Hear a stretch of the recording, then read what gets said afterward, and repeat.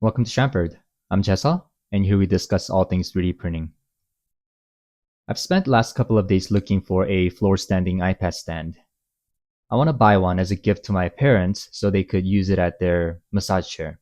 There's a few specific features that I'm looking for, and I'll talk about those as we look at a couple of online listings.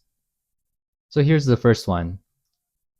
At the first glance, it didn't look like there's anything wrong with it, but after going through the product description, I found out that the base that is supposedly heavy duty is actually only 1.7 kilograms, which is way too light. So definitely a pass on this one. And we have this one. The first thing I check on this listing is how heavy the base is, and this one turned out to be about 5 kilograms. A lot heavier than before, but still not enough, in my opinion. And looking at the top half of the unit, it says 14 inches for each segment of the arm, which sounds a lot better than 10.8 on the last one. So I thought about buying this unit and putting something heavy on top of the base to make it more stable. But then later I discovered that I could buy the top portion separately and make my own base. And I could make the base as heavy as I want. So I think that's what I'm going to do.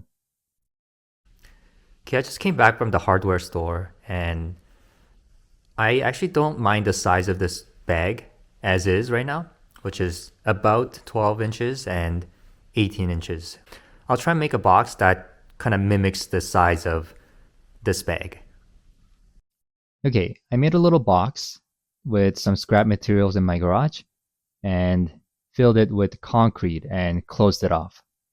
It's not exactly 12 by 18 inches, but close enough. And it measures a little over 18 kilograms, which I think will do the job just fine. And the hole in the middle is for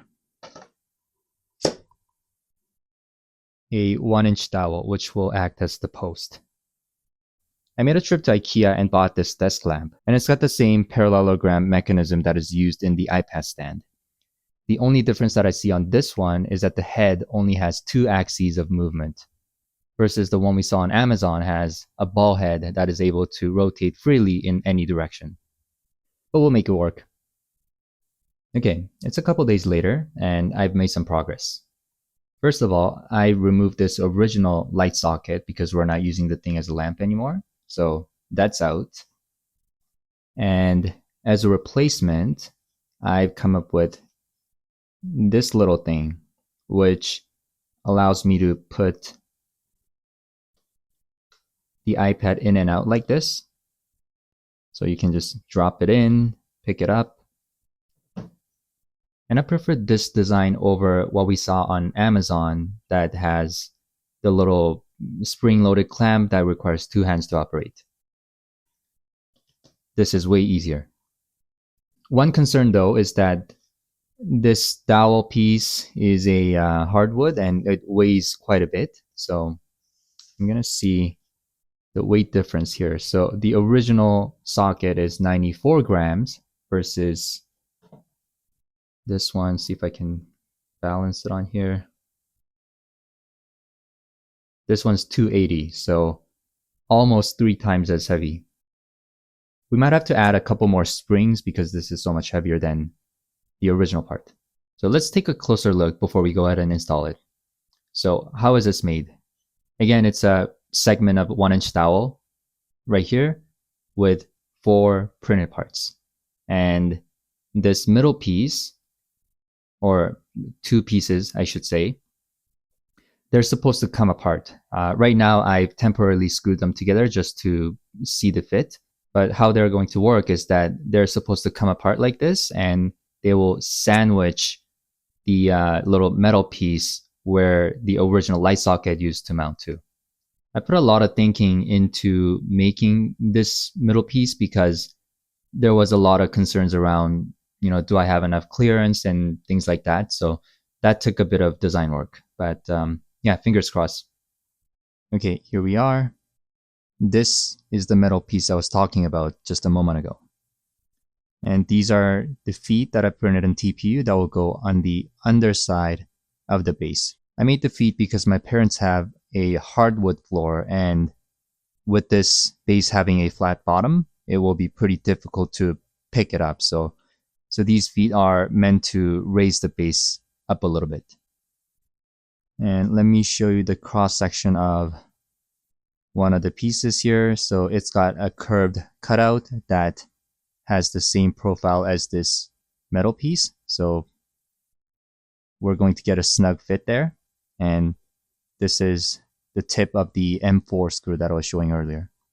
All right, let's give it a try.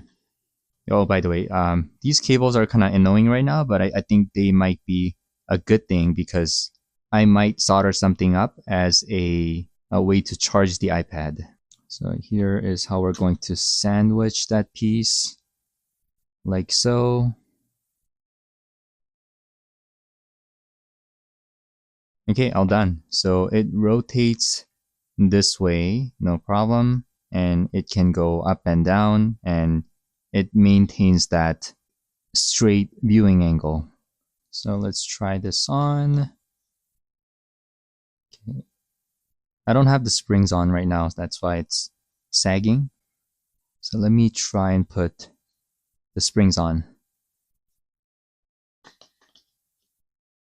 Okay, not even close. All right, unfortunately, I don't have any springs I could use for this application. So what I'll try and do is I'll move these pins down a little bit so we get more tension on the existing springs. Okay, I've drilled new holes and it keeps going up. So that's a good sign. But does it work with the iPad? That's the question. And again, not even close. Okay, I've tightened all the screws in each of the joints, and that seems to have tightened things up quite a bit. So this is staying in place, so that's great. But I'm facing a new issue, and that is the iPad wants to fall out so easily. And I think I could fix that by adjusting the angle at which the iPad is resting. So it should be more like this, tilt it back a little bit more. So that should be an easy fix though. Okay, I've tilted the cradle a little further back so iPad doesn't want to tip over anymore. So that issue seems to have been addressed. And like I said, the joints are looking good. I guess the only remaining issue is that I actually don't know if this is going to be an issue, but the added tension on these two springs is scaring me a little bit. So what I'll try and do is I'll zip tie the ends so if they ever become loose, they don't fly out and hurt anyone. So yeah, I'll do that off camera and I'll install the feet off camera as well. All right, I'm at my parents' house and the unit is in place. It's mechanically sound and the parents are pretty happy about it. The final piece of work is wiring something up so they could use these cables for charging, but I don't have my tools on me right now. So what I'll do is I'll ask my dad to bring the upper portion to my house in a few days and I can do that work super quick. Here's the enclosure that I made for this phone charger. I put a dab of Loctite on each side so the screws don't come loose. And there's a good 5mm gap between the two prongs, so I'm not too concerned about arcing or shorting. The only thing remaining at this point is putting the lid on, which I'll do right now. And here's the look at the finished product. I hope you got something out of this video, or at least got some entertainment out of it. And I want to thank you for watching. See you next time. Bye.